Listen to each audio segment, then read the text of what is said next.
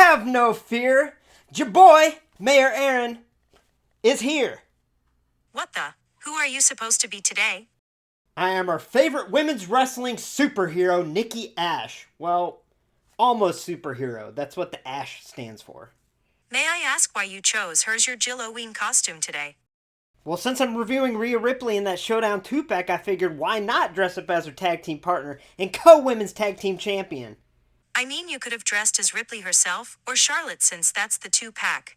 Nah, you see, with Rhea, there's too many flames and spikes involved. Way too dangerous for your boy. And with Charlotte, I just don't think I'm classy enough to dress as the queen, okay? Plus, dressing as Nikki Ash as a superhero, I kind of feel empowered, like, I feel like I am a superhero.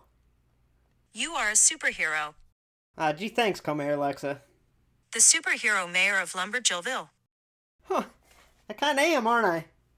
You're such a hero, I bet you that you can fly. I don't know about that.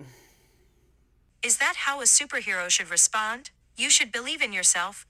Hey, you know what? You're right. You're right. I think I can fly. You know what? I believe I can fly. Hey, co-mayor Alexa.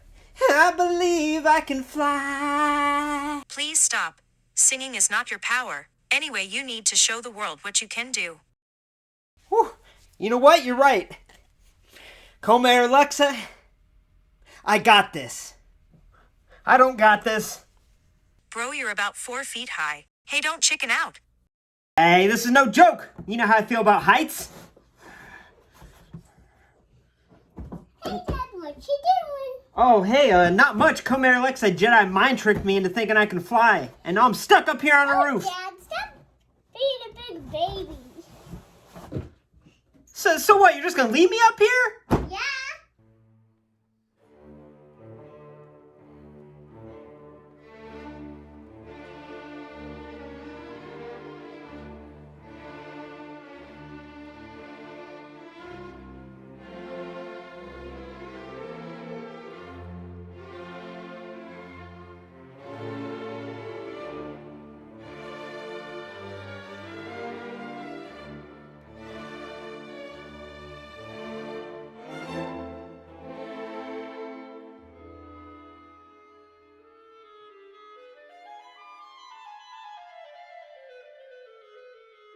Hey y'all, welcome to LumberJillville. Women's wrestling lives here.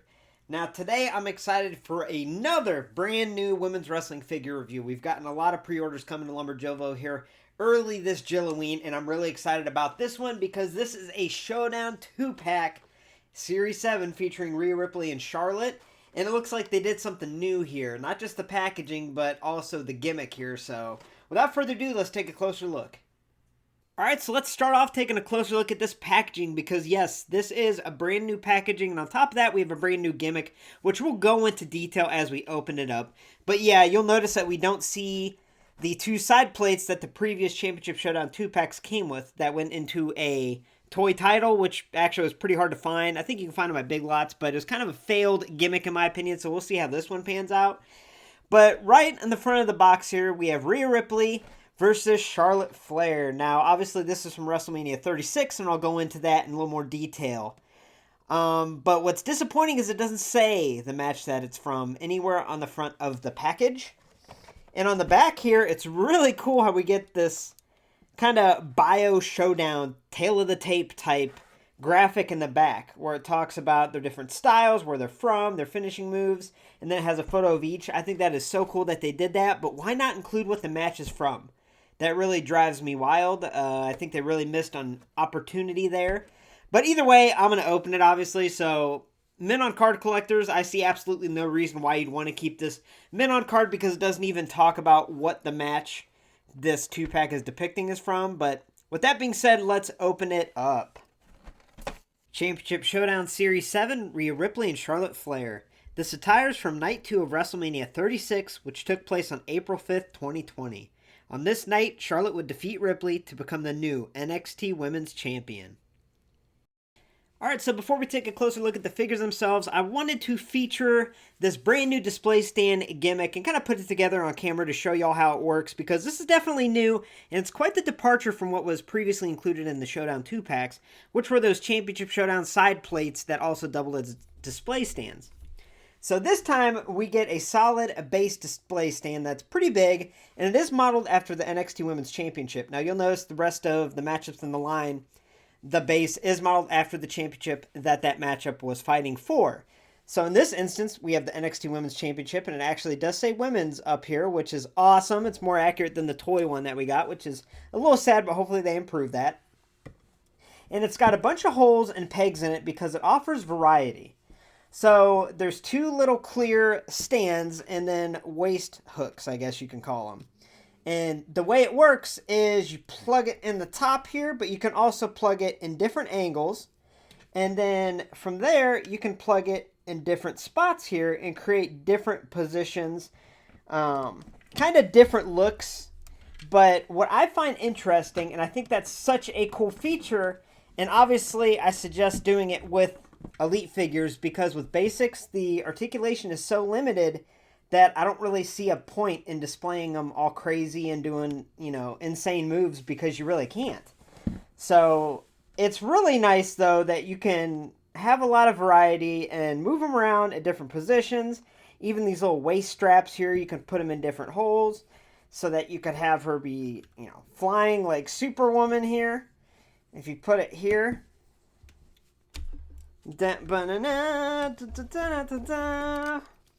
something like that. So, yeah, I don't know. All right, apparently I'm not done talking about this display stand, because now that I put them in and I'm positioning the wrestlers here, this is flimsy. And like I said, they're basics. You can't put them in crazy positions. It just kind of looks weird. You can move them a little closer together and do things, and maybe with Elite figures it would look better. But it is very delicate and flimsy. And also something that's kind of disappointing is a lot of times with like the DC or Marvel figures, I believe, they have stand-up display stands like this that are clear, but the clamps can open and close and rotate, and that allows for maximum movement, whereas here, it's kind of like a prehistoric technology here. So, I mean, you can't even really put it around like her leg, for example, or her arm. It's got to be the waist. So, it's a little bizarre. Yeah, I'll be messing with this thing later and seeing if I can get it to look good at all, maybe with some Elites, but with the basics, it's kind of funny.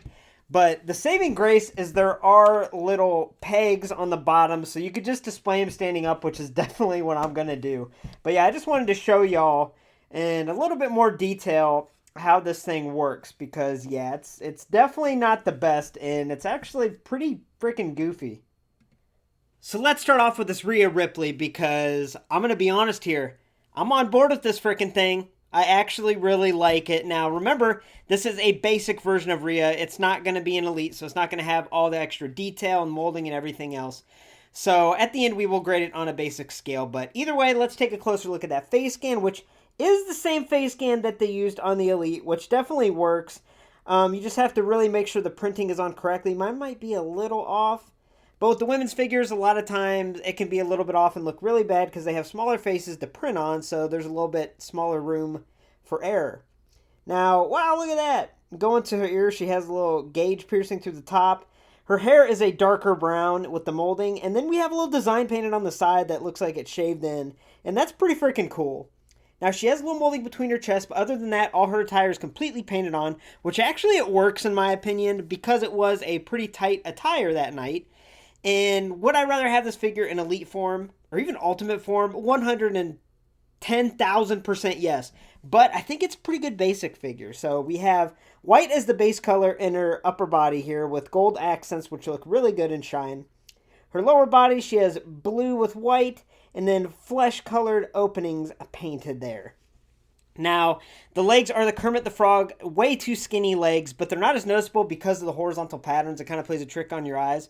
So yeah, I think this basic actually works. And if you put it next to her Elite, now obviously, in my opinion, there's not really any competition there. The Elite is better. But I could argue that this basic kind of stands out more, Like, obviously, it's brighter and stuff, but I think from the waist up, it does resemble Rhea. Has wide shoulders, looks like a strong woman, and the legs aren't that noticeable. So I think as a basic Ripley figure, this works. All right, so moving on to this Charlotte. It is a pretty simple, basic, no pun intended, Charlotte, But I think it looks pretty cool and it works okay. But let's start off looking at that face scan. Now, this is a face scan that we have seen previously in her most recent basic. And also the ultimate. The one thing that's different, though, is the hair mold and the hair sculpt, which I actually don't like. It's really not accurate to that night.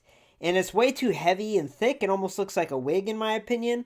And what kind of bothers me is don't make a lot of running changes with the men's figures with their hair. Like, look at the edge heads. I think the Psycho Sid one, they did the same, where they make corrections to the hair to make it look more realistic. But they just don't do that with the women's figures. I mean, look at the detail they could have gone in on the hair, and they just painted it like a faded yellow. It's weird. It's really weird to me, and hopefully they start working a little harder on the women's hair coloring, because it would make a big difference, and it's something they look over for some reason. I don't get that. Now, the attire is just painted on with a little bit molding between the chest. It's a purple color with a lot of little metallic goldish silver. It's really hard for me to tell what color that is. Designs on the front. There's nothing on the back, however. Moving down, she has knee pads and then like sleeves painted on underneath in a purple, and then CF on the side of her short boots. So I think this is a fine basic of Charlotte, but the hair bothers me, not just because it's a bigger mold or sculpt than it needs to be, but because for some reason with the women's figures, Mattel thinks it's fine to just use the like Microsoft paint bucket tool and just make it all one color, which is not accurate whatsoever, if you can see in the picture there. So yeah, I think that's something they got to work on, but it is an okay Charlotte figure, especially for a basic. And here's one last look at Championship Showdown Series 7, Rhea Ripley versus Charlotte Flair.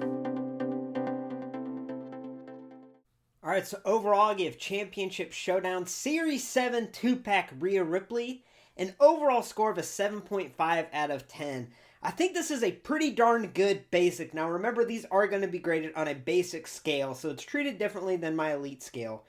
And for a basic, I think this Ripley's okay. It's definitely above average in my opinion, and I like it. So I think a 7.5 is definitely justifiable in my opinion.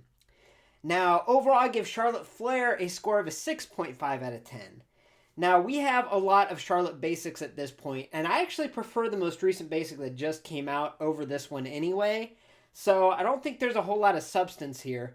And even though I do like that scan, I think the attire is fine, that hair bothers me. You know, the mold is so big and it's just so bland. And like I said, I wish they would put more attention to detail in the coloring of the hair molds themselves. So that's my overall score for each of the figures. And as a 2-pack, I give it a 7 out of 10. Thanks for stopping by LumberJillville's Jill-O-Ween. For a first look at all future women's wrestling figures, make sure to hit like, subscribe, and join the community. Now I have some very exciting reviews coming up, including Basic 125 Ember Moon. The reason I haven't reviewed this yet is I actually had a packaging error or manufacturing error sent to me, and it's missing the straps. So I am going to keep this MOC. I think that's kind of neat. And Ringside is sending me a replacement that I will review very soon. And then also, Nyla Rose from Unrivaled Series 7 should be here very soon as well. So make sure you stay tuned, definitely join the community, and have a great night, y'all.